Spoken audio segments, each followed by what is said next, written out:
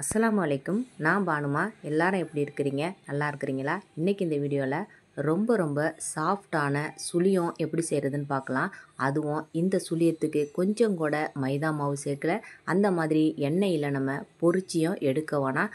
ரொம்ப டேஸ்ட்டாக அதை விட ரொம்ப ஹெல்த்தியாக உங்களுக்கு இந்த சுழியத்தை செஞ்சிடலாம். செய்கிறதும் ரொம்ப ஈஸி. உங்களுக்கு எல்லாமே உங்களுக்கு ஹை ப்ரோட்டீன் தான் இந்த சுழியம். வீடியோவை ஸ்கிப் பண்ணாமல் பாருங்கள். இப்போ நான் பச்சை பயிறு ஒரு அரைப்படி அளவுக்கு எடுத்துருக்கிறேன். இதை நைட்டு ஃபுல்லாக நல்லா கழுவிட்டு அப்படியே ஊற வச்சு வச்சுருந்தேன். பாதியை தான் இப்போ நான் செய்ய போகிறேன். மீதி இருக்கிறத அப்படியே முளை கட்டிட்டு வேறு ஒரு டிஷ்ஷுக்கு நம்ம யூஸ் பண்ணிடலாம். இப்போ இதை வேக வச்சு நம்ம எடுத்துக்கலாம். இப்போ சிகப்பு அவல் ஒரு கப்பு அளவுக்கு நான் இதில் மிக்சியில் நல்லா அரைச்சி எடுத்துக்கிறேன். கெட்டி அவல் தான் சிகப்பு அவல். வெள்ளை அவல் போடாதீங்க, சிகப்பு அவல் சேர்த்துக்கோங்க. வெள்ளை அவல் போடும்போது நமக்கு நல்லா சாஃப்டாக வந்துடும். அது அரிசியோட அந்த கார்போஹைட்ரேட் மாதிரி வந்துடும், நார் சத்து இல்லாமல். இப்போ பார்த்தீங்கன்னா உங்களுக்கு இந்த உளுந்து, அதுவும் நைட்டு ஃபுல்லாக ஊற வச்சுருக்கிறேன். உளுந்து நல்லா பெருசாக உங்களுக்கு மலர்ந்தது மாதிரி ஊறி வருன்னு இப்போ நம்ம மிக்சியில் நல்லா வடக்கி அரைக்கிறது மாதிரி அரைச்சி எடுத்துக்கலாம். தண்ணி ஊற்றி நம்ம அரைக்க வேணாம். தண்ணியை லேசாக தொளிச்சு விட்டது மாதிரி அரைச்சி எடுத்துக்கோங்க. இப்போ நான் இந்த பவுலில் மாத்திரம் பாருங்கள், இந்த மாவு எவ்வளவு கெட்டியாக திக்காக வந்திருக்குன்னு பாருங்கள். இப்போ மாவும் உங்களுக்கு வெள்ளையர்னு வரும். நைட்டு ஃபுல்லாக நம்ம ஊற வச்சு எடுக்கும்போது இப்போ நம்ம வேக வச்சுருக்கிற பயிறு நல்லா வெந்து வந்துருச்சு. உங்களுக்கு பார்க்குறதுக்கு கொஞ்சம் முழிச்சது மாதிரி அப்படியே இருக்கும், ஆனால் நமக்கு சாஃப்டாக இருக்கும். இந்த பயிறு முழுகிற அளவுக்கு தண்ணி வச்சா போதும், அதிகமாக நம்ம தண்ணி வைக்க வேண்டியதில்லை. இப்போ இந்த மாதிரி ஒரு மத்து எடுத்து நல்லா கடைஞ்சிக்கங்க. இல்லைன்னா உங்கள்கிட்ட ஒரு ஆப்பு இருந்துச்சுனாக்கா அதை வச்சே நல்லா உங்களுக்கு அழுத்தி உங்களுக்கு மேஷ் பண்ணி விட்டுடுங்க. இப்போ இதில் ஒரு அரை கப்பு அளவு நான் சர்க்கரை சேர்க்குறேன். சர்க்கரை உங்களுக்கு நாட்டு சர்க்கரை, உங்களுக்கு பேக்கெட் சர்க்கரை தான் உங்களுக்கு, அதனால் தூசியெல்லாம் இருக்காது. இப்போ உங்கள்கிட்ட சாதாரண சர்க்கரை இருந்துச்சுனாக்கா நீங்கள் கொஞ்சமாக தண்ணி ஊற்றி அதை வடிகட்டி இதில் சேர்த்துக்கங்க. ஒரு அரை ஸ்பூன் அளவு நெய்யும் சேர்த்துருக்கிறேன். ஏலக்காய் பொடி சேர்த்து இதையும் சேர்த்து கிண்டி வச்சுக்கோங்க. நீங்கள் தண்ணி ஊற்றி சர்க்கரையை வடிகட்டி சேர்க்கும் போது அதுவும் உங்களுக்கு இலகலாக இருக்காது, கொஞ்ச நேரத்துலேயே நல்லா கெட்டியாக வந்துடும். இப்போ பார்க்குறதுக்கு இந்த மாதிரி இருக்கும். கொஞ்சம் நேரத்தில் நம்ம உருண்டை பிடிக்கிற அளவுக்கு நமக்கு அப்படியே இருவி நல்லா வந்துடும். இப்போ நம்ம மாவை கலக்கி எடுத்து வச்சுக்கலாம்.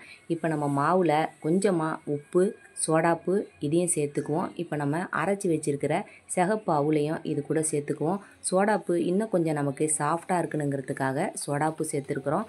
கொஞ்சமாக உப்பு சேர்த்துக்குவோம், இந்த மாவுக்கு தகுந்தது மாதிரி. அதிகமாக உப்பு சேர்க்க வேணாம் நம்ம. இப்போ நல்லா இந்த மாவை இந்த மாதிரி ஒரு விஸ்கு வச்சு நல்லா கலக்கி விட்டுக்கோங்க. இப்போ நம்ம ஒரு பாக்கெட்டில் தான் வச்சு இதை ஊற்ற போகிறேன். இப்போ இதில் பல மாதிரி டிசைனாக உள்ள அச்சு இருக்கும். இப்போ இந்த கவரில் இந்த அச்சியை நான் போட்டுட்டு அதுக்கப்புறம் நம்ம இதில் மாவை எடுத்து ஊற்றி நான் செய்ய போகிறேன். இப்போ மாவை பாருங்கள், அப்படியே ஒட்டாமல் எந்த அளவுக்கு அப்படியே டைட்டாக மாவு உழுவுதோ அந்த அளவுக்கு நீங்களும் வச்சுக்கோங்க.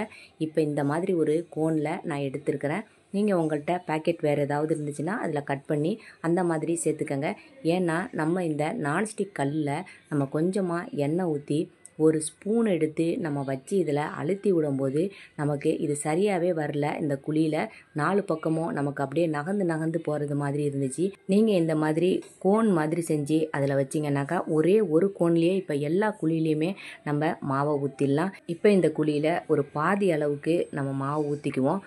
கடனும் நமக்கு இது சீக்கிரமாக செஞ்சு முடிச்சிடலாம். இந்த பாருங்கள், பாதி அளவுக்கு நம்ம இந்த கோனில் வச்சு ஊற்றும் போதே நமக்கு இந்த மாவு தனியாக அங்கேயும் இங்கேயும் நகர்றது மாதிரி இருக்குது. அதனால் ஸ்பூனில் வச்சு நம்ம எடுத்து இதை வைக்கும் போது கொஞ்சம் கஷ்டமாக இருக்கும். நீங்களே பாருங்கள்.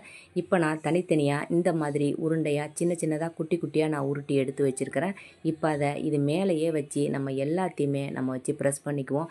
இந்த மாதிரி அதிகமாக எண்ணெய் இல்லாமல் நெய் சேர்க்காம சர்க்கரையும் அதிகமாக சேர்க்காம இந்த மாதிரி ஒரு சுழியத்தை வீட்டில் உள்ளவங்களுக்கு செஞ்சு கொடுத்தீங்கன்னாக்கா அதனால் எந்த பிரச்சனையுமே வராது. டயபெட்டிஸ் இருக்கிறவங்களும் தாராளமாக இந்த சுழியத்தை சாப்பிட்லாம். இதில் புரோட்டீன் சத்து அதிகமாக நமக்கு இருக்குது. இதில் நம்ம போட்டிருக்கிறது உளுந்து, பயறு, இது மட்டும்தான். நம்ம சுகரும் அதிகமாக போடவே இல்லை, இனிப்போம். இப்போ இந்த உருண்டைக்கு மேலேயே நம்ம இந்த மாதிரி லேசாக நீங்கள் மாவு வச்சுக்கோங்க. அதிகமாக மாவு வைக்கணும்னு இல்லை. வெளியில் நம்ம இந்த உள்ளே வச்சுருக்கிறது தெரிஞ்சாலும் பரவாயில்ல, திருப்பி போடும்போது நமக்கு எல்லாமே சரியாயிடும். இப்போ மேலே கொஞ்சமாக நான் இப்போ ஒரு அரை ஸ்பூன் அளவு நெய் ஊற்றிருக்கிறேன், நல்லா வாசத்துக்காக. இப்போ திருப்பி உடனே போட்டுருங்க. இப்போ பாருங்கள் மாவு இருக்கிறது மாதிரி இருக்கும். நம்ம கொஞ்ச நேரத்துக்கு ஒருத்தரை இதை அப்படியே திருப்பி திருப்பி விட்டு நம்ம எடுக்கும்போது அப்படியே நல்லா அப்படியே கோல்டன் கலரில் நல்லா செவந்து வந்துடும். உங்களுக்கு சாப்பிட்றதுக்கு நமக்கு ரொம்ப டேஸ்ட்டாக நல்லாயிருக்கும். நீங்கள் இதே மெத்தடில் மைதா மாவுலேயும் எண்ணெய் அதிகமாக நீங்கள் ஊற்றி சுழியத்தை சுடாமல் இந்த மாதிரி குழிப்பணியார அச்சில் வச்சு நீங்கள் சுட்டு எடுக்கலாம். அந்த அளவுக்கு ரொம்ப டேஸ்ட்டாக இருந்துச்சு சாப்பிடும் போது உங்களுக்கு. இப்போ எல்லாத்தையும் உங்களுக்கு அப்படியே கோல்டன் கலரில் வர்ற வரைக்கும் அப்படியே திருப்பி திருப்பி வேக வச்சு எடுத்துருங்க. இந்த வீடியோ உங்களுக்கு பிடிச்சிருக்கோன்னு நினைக்கிறேன். பிடிச்சிருந்துச்சுன்னா மறக்காமல் லைக் போடுங்க. அடுத்த வீடியோவில் பார்க்கலாம். சரியா?